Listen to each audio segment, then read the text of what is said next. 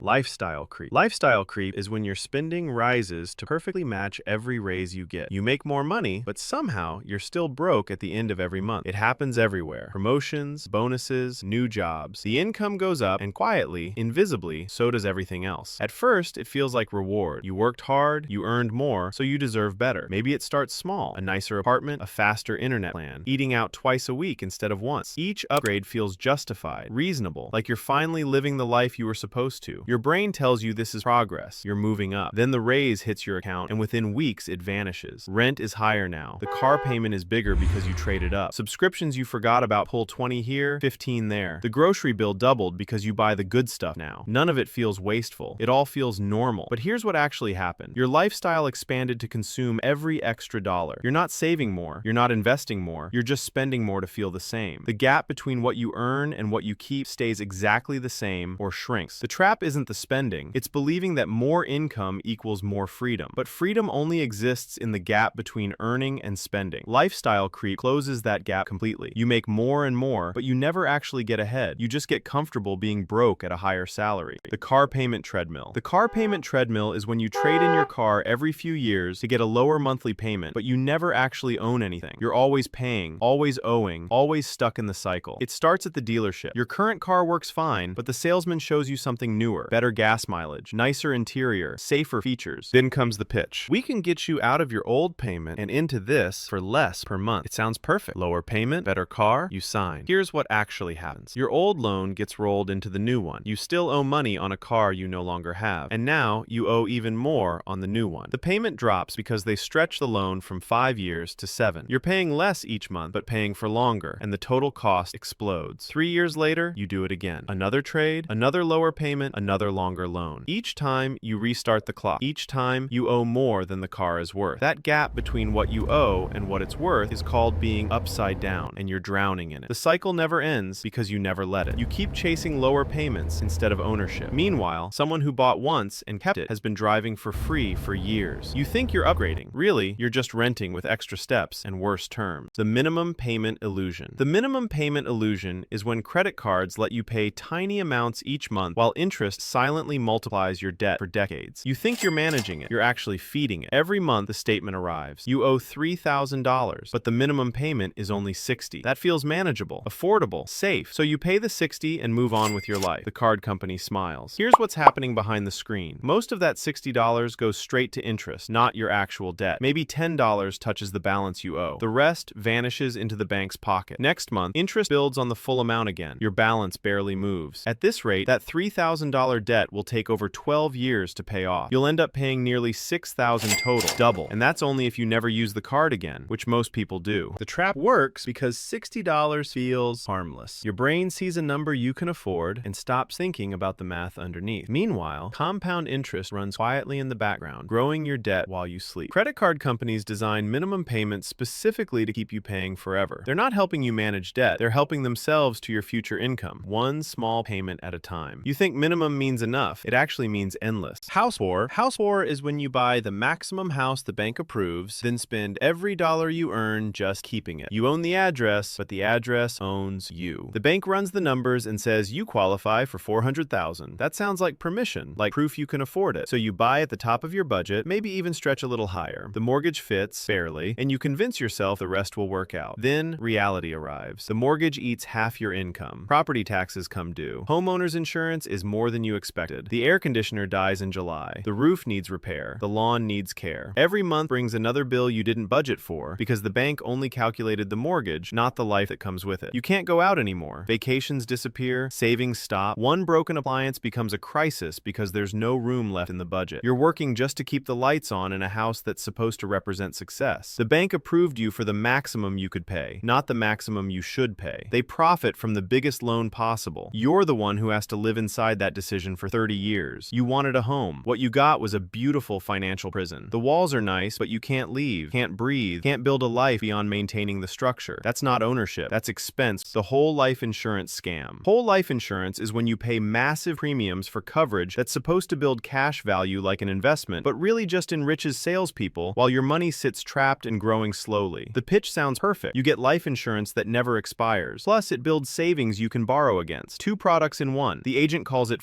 forced savings, smart planning, a way to protect your family and build wealth. You sign up thinking you've made a responsible adult decision. Here's what happens to your money. A huge chunk of every payment goes to commissions and fees. The agent gets paid first, handsomely. What's left gets divided between the actual insurance costs and a cash value account that grows at maybe 2 or 3% per year, sometimes less. Meanwhile, you could have bought term life insurance for a tenth of the price and invested the difference in a basic index fund earning 8 to 10% annually. Over 20 years, that difference becomes hundreds of thousands of dollars. Your whole life policy builds maybe $30,000 in cash value. The math is brutal. Worse, if you try to access that cash value, you have to borrow against your own money and pay interest. If you die, the insurance company keeps the cash value and only pays the death benefit. You've been feeding an account you'll never fully access. Whole life insurance isn't protection. It's a wealth transfer from you to the insurance company, disguised as financial planning. Paying for convenience. Paying for convenience is how small daily shortcuts drain thousands from your account every year without you noticing. Delivery fees, subscription services, premium upgrades. Each one costs almost nothing. Together, they cost everything. It starts innocently. You're tired after work, so you order dinner instead of cooking. $7 delivery fee, $4 service charge plus tip, $15 extra just to avoid the stove. Once a week becomes twice, then 3 times. That's over $2,000 a year on fees alone. Then come the subscriptions. Streaming services you barely watch. Apps with premium features you never use. Cloud storage for files you forgot about. Gym memberships for equipment gathering dust. Each one is only $10 or $15 a month. Totally reasonable. Except you have 12 of them running silently in the background. Add express shipping because waiting 3 days feels impossible. Upgrade your phone plan for unlimited data you don't need. Buy pre-cut vegetables because chopping takes time. Pay for parking close to the entrance. Every single choice trades money for minor comfort. The math is staggering. $5 here, $12 there. By year's end, these invisible conveniences have pulled $4,000 to $6,000 from your income. Money that could have cleared debt, built savings, or funded something that actually mattered. Convenience isn't the enemy, but convenience as default bleeds you dry. Each small choice feels harmless because harm hides in repetition. You're not buying comfort, you're renting it forever at compound cost. Keeping up appearances. Keeping up appearances is financing a middle-class image through debt to prove success to people who don't actually care about you. New clothes for events, fancy dinners to impress friends, vacations you can't afford posted online. All of it borrowed against a future you're destroying. It starts with comparison. Your coworker bought a new watch. Your neighbor remodeled their kitchen. Your friend's Instagram shows another trip to Europe. Suddenly, your life feels smaller, less impressive. You need to catch up to show you're doing just as well. So you spend. The credit card comes out. Designer handbag to signal taste. Dinner at the expensive restaurant so people see you there. A vacation package financed over 12 months because everyone else is traveling. Each purchase isn't for you. It's for the audience, real or imagined, that you think is keeping score. Here's the truth nobody admits. They're not watching. They're too busy financing their own appearance to notice yours. That coworker with the watch is drowning in payments. The neighbor remortgaged their house. Your friend's Europe trip maxed out 3 cards. Everyone's faking it, assuming everyone else is real. Meanwhile, the debt piles up. You're paying interest on experiences you didn't enjoy and items you didn't need, all to impress people who forgot about it the next day. You think you're building status. Really, you're buying approval from strangers using money you'll spend decades paying back. The appearance of success costs actual success, and nobody's even looking. The emergency-free delusion. The emergency-free delusion is living paycheck to paycheck while assuming nothing will ever break, get sick, or go wrong. No savings buffer, no backup plan, just blind faith that life will stay perfectly smooth forever. Every dollar gets assigned before it arrives. Rent, groceries, bills, subscriptions, debt payments. The budget balances perfectly as long as nothing unexpected happens. And you convince yourself nothing will. The car will keep running, your health will hold, the water heater will last, everything will be fine. Then reality hits. The transmission fails, your tooth cracks and needs a crown, the laptop dies right before a work deadline, the dog needs emergency surgery. Suddenly you need $800, then $1,500, then $3,000. Money you don't have because you never built a cushion, so the credit card comes out. What should have been an inconvenience becomes debt with interest. One emergency turns into years of payments. And because you're still living paycheck to paycheck, the next emergency does the same thing. The cycle compounds. Financial experts say keep 3 to 6 months of expenses saved. Most people have less than $400. That gap between should and reality is where disaster lives. The delusion isn't that emergencies might happen. It's believing you're the exception, that your car is different, that your luck will hold, that somehow, unlike everyone else, your life will stay predictable and smooth. Emergencies aren't rare, they're guaranteed. Living without savings doesn't mean you're optimistic. It means you're one breakdown away from financial collapse every single day. Retail therapy addiction is using shopping as emotional regulation, creating debt to solve problems that spending created in the first place. You feel bad, so you buy something. It works for an hour. Then the guilt and debt make you feel worse. worse, so you buy again. It starts as reward. Bad day at work? Treat yourself. Stressful week? You deserve new shoes. Relationship tension? A little shopping helps you cope. The purchase delivers a hit of dopamine. For a moment, you feel better, accomplished, in control. But the feeling fades fast. The dopamine drains, and you're left with the same problems plus a charge on your card. Except now there's also guilt, shame about spending, anxiety about the balance. So your brain, desperate for relief, suggests the same solution. Buy something else. The cycle repeats. Each purchase digs the hole deeper. The credit card balance climbs. The closet fills with things you don't need and barely use. You're spending money you don't have to feel better about spending money you didn't have. The debt itself becomes the source of stress you're shopping to escape. Retailers know this pattern. Sales, limited offers, flash deals, everything designed to trigger urgency and emotion. Buy now, feel better now, worry later. But later always comes. Shopping isn't solving your problems. It's becoming the problem while disguising itself as the cure. You think you're treating yourself. Really, you're medicating with merchandise and paying interest on temporary relief. The bill arrives long after the dopamine is gone. The retirement delay. The retirement delay is postponing retirement savings for when you make more money, watching compound interest slip away forever. You tell yourself you'll start next year, after the raise, when things settle down. Meanwhile, the most powerful years for building wealth vanish silently. Compound interest works through time, not effort. A dollar invested at 25 grows exponentially more than a dollar invested at 40. Put away $200 a month starting at 25, and by 65, you'll have over $500,000, assuming average returns. Start at 40 with the same amount, and you'll barely break 200,000. Same effort, vastly different outcome. But when you're 25, retirement feels imaginary. Bills feel real. Student loans, rent, car payments. You convince yourself there's no room in the budget. You'll catch up later when you're earning more. Except later, there are kids, mortgages, bigger expenses. The budget never opens up. The delay becomes permanent. Every year you wait costs you compound growth you can never recover. Waiting from 25 to 35 doesn't mean you start 10 years late. It means you lose 30 years of growth on those 10 years of contributions. The math is merciless. Retirement accounts aren't for old you. They're for young you's money to grow while you sleep. Starting small beats starting later every single time. $200 a month at 25 destroys $500 a month at 40. You think you're waiting for the right time. There is no right time. There's only compounding time, and you're burning it waiting for perfect conditions that will never arrive. Brand loyalty tax. Brand loyalty tax is paying premium prices for names and logos that signal status, while identical alternatives cost half as much. You're not buying better quality. You're buying the feeling of being associated with the brand, and that feeling comes with a massive markup. Walk into any store and the pattern repeats. Name brand cereal costs $6. Store brand with the same ingredients costs $3. Designer jeans run $150. Nearly identical denim without the label costs $30. Premium cleaning products charge double for the same active chemicals as the generic version sitting right next to them. The difference isn't performance. Blind tests prove this over and over. People can't tell store brand from name brand in taste tests. The active ingredients in medications are legally identical. The thread count in store brand towels matches the expensive ones. What you're paying for is marketing, packaging, and the logo. Companies spend billions making you believe their version is special, superior, worth the extra cost. They hire celebrities, create emotional ads, build an identity around their products. You start thinking the brand says something about you, that choosing it means you have taste, standards, success. But the premium you pay doesn't go into quality. It goes into advertising to convince the next person to overpay. You're funding the machine that manipulates you, then paying extra for the privilege. Generic works the same. It just doesn't make you feel special. And that feeling, that tiny hit of status, costs you tens of thousands over a lifetime. You're not loyal to quality. You're loyal to a story someone sold you about yourself. The side hustle trap. The side hustle trap is working second jobs to fund a lifestyle instead of fixing spending, trading your time for temporary relief while the real problem grows untouched. You're exhausted, burned out, and still broke because you're treating the symptom instead of the disease. It starts when the budget stops working. There's too much month at the end of the money. So instead of cutting expenses, you decide to earn more. Drive for a rideshare app, freelance on weekends, sell things online, deliver food at night. The money helps, briefly. But here's what actually happens. The side income covers the overspending, so you never address why you're overspending. The lifestyle that required extra work stays exactly the same. Worse, the extra money often inflates your spending further. You're working 60 hours a week, so you deserve takeout. You're tired, so you pay for convenience. The side hustle income vanishes into the same holes as your main income. Meanwhile, you're exhausted. No time for family, no energy for health, sleep suffers, stress climbs. You're grinding yourself down to maintain a spending level that shouldn't exist in the first place. The side work becomes permanent because the spending never shrinks. Cutting $500 in expenses gives you $500 every month forever. Earning an extra $500 requires constant work, ongoing effort, sacrifice time. One solves the the problem, the other just powers through it. Side hustles aren't bad, but using them to avoid fixing your spending is like running on a treadmill to outrun your shadow. You can hustle forever and still never get ahead.